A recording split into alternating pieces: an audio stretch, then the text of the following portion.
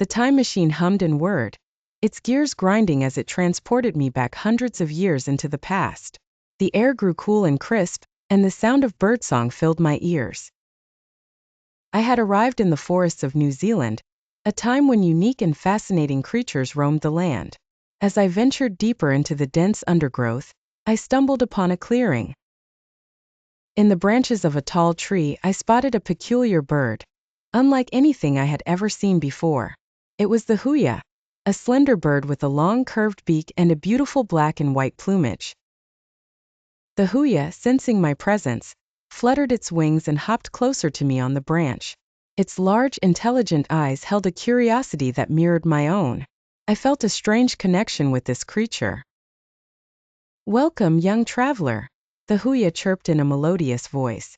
"I am Heteroloca acutirostris, the huia. What brings you to my forest home?" I explained to the huia that I had come from the future. He listened intently, his head tilted slightly as if in contemplation. "Ah, so you come from a time when the world is much changed," he said. "Tell me, what is it like in your time?" I described the world I knew, a world of towering cities, machines that could fly, and communication that spanned the globe. The huia listened with fascination, its eyes widening in wonder. "It sounds like a world of great progress," he said, "but I cannot help but wonder if it has come at a cost." I thought about the environmental challenges facing my time, the pollution and climate change. I realized that the huia, with its unique perspective, might have insights that could help us. "What was your world like?" I asked. "What challenges did you face?" The huia sighed. "My world was a lush and vibrant forest, filled with tall trees, sparkling streams, and an abundance of insects and grubs. We, the huia, lived in small groups, foraging for food and raising our young.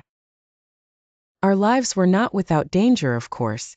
We were preyed upon by falcons, owls, and even rats." "How did you survive?" I asked. "We survived through our unique adaptations," the huia replied. "Our long curved beaks allowed us to probe deep into the bark of trees and extract grubs that other birds could not reach. We also had a special partnership with another bird, the New Zealand saddleback. The saddleback would use its strong beak to break open the bark, and then the huia would follow behind and extract the grubs." "But eventually your kind disappeared," I said. "What happened?" The huia's eyes grew distant as he recalled the events of the past. "Humans arrived on our shores," he said. "They brought with them invasive species such as rats and cats, which preyed upon our eggs and chicks. They also cleared our forests for agriculture and logging. Our numbers dwindled and eventually we were no more."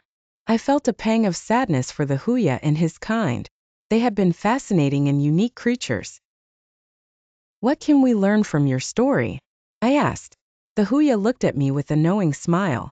"We can learn that even the most specialized of creatures can be vulnerable to change," he said.